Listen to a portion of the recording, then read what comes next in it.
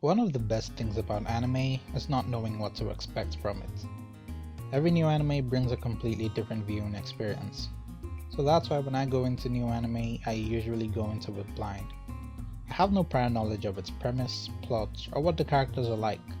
I don't even watch trailers some of the time. It makes my viewing experience feel pure in a way. And that was the case when I started Dr. Stone. All I knew about Dr. Stone was what the main character looked like, and when I saw him, I assumed it was an anime that had something to do with alchemy, rich in all those fancy elements. But I'm glad I was wrong. When I went into it, I was expecting a lot of action, or at least the standard amount of action a typical shonen would have. But after that first episode, I came to slowly understand just what direction the anime might be heading towards.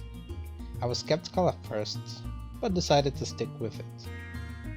The premise of Dr. Stone is one that's really different. After all of humanity mysteriously turns to stone one day, several thousands of years pass with the world we live in today gone. Then our protagonist, Senko, breaks out of that petrification with the goal of rebuilding society with the power of science, because he's like super smart. With a premise like this, you'll think to yourself, how is this gonna play out? It's not like there are other humans around to help drive the plot. How will their plot even be driven? But that's exactly why you stay to watch.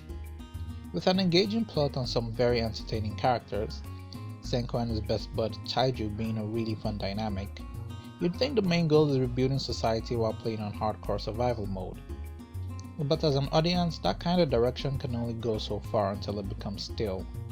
So how does Dr. Stone handle this? By giving you the feels. That's how. Dr. Stone is very wholesome.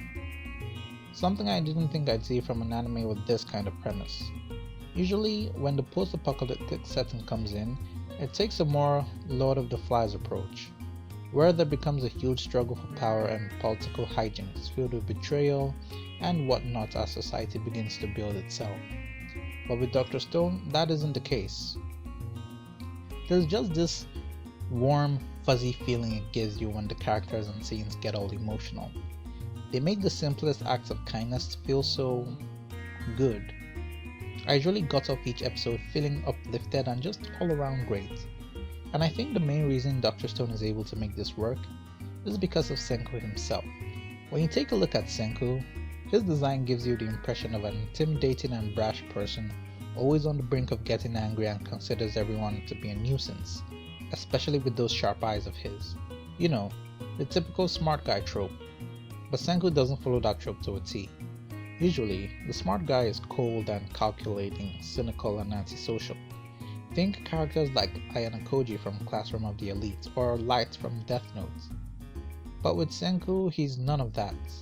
While some of these characters eventually learn to appreciate the people around them as the story progresses, Senko on the other hand already does. He's someone really in touch with his emotions, usually taking the least rational route in order to help his friends. You can really tell he cares about the people around him, and he's also good with people in general. He's also not a liar too. Like, take during the first episode where we see Senko casually talking to his schoolmates, showing just how social he is. He goes out of his way to help those around him, though he can be kind of a tsundere about it in the process.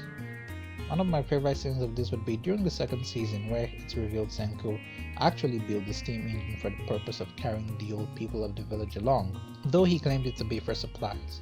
These are the kind of moments that make you just awe at your screen, and the music really helps to drive in those feelings too. And Senko isn't the only one. All the characters, except you, are just really wholesome to watch. From Taiju's simple-minded, straightforward and honest nature that doesn't let women be revived unless they're wearing clothes, a true Chad gentleman, to Kohaku's incredible loyalty to her friends and family. Each character gets their own time to shine and genuinely appreciate the things done for them, which helps you to relate to them better. It gets so emotional sometimes that I end up forgetting all the sciencey stuff the show is based on. Even characters considered antagonists, like Magma, get great moments of redemption that really shows these characters are capable of growing and becoming better people.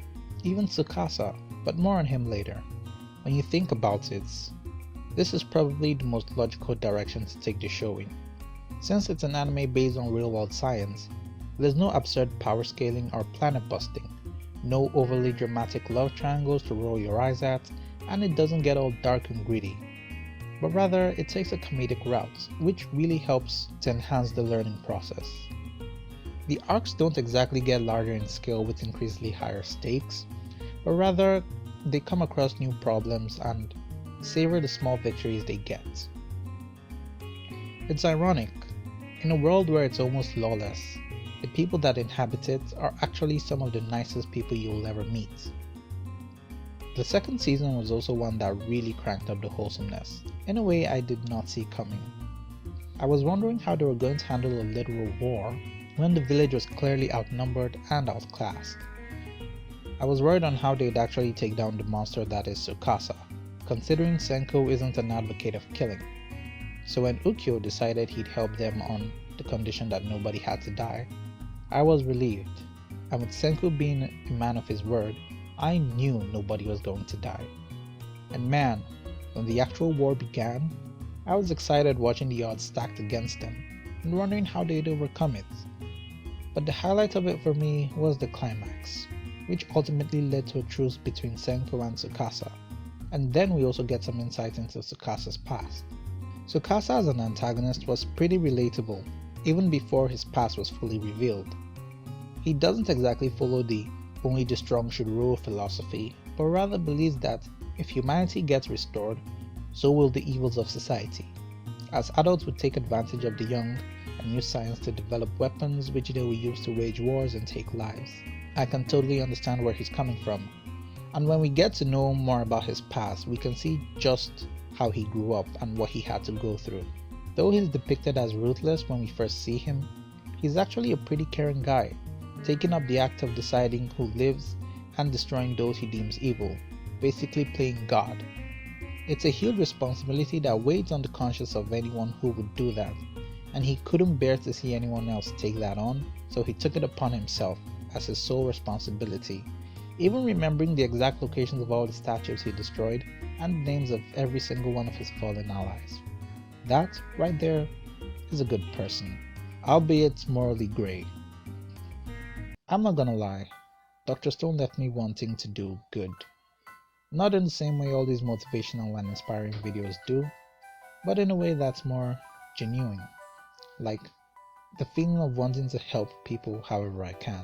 And for something to make me feel this way, that right there is powerful writing, which has petrified Dr. Stone as one of my favorite anime of the year, and I eagerly await the next season. Well, let me know what you guys think. Does Dr. Stone feel as wholesome to you as it does to me? What are your favorite parts about it and your least favorite parts too? I would like to read it all in the comments and I'll do my best to reply all of them. Thanks for making it to the end of the video. If you enjoyed it, be sure to leave a like, and if you aren't already, consider subscribing. This is BreadHead, signing off.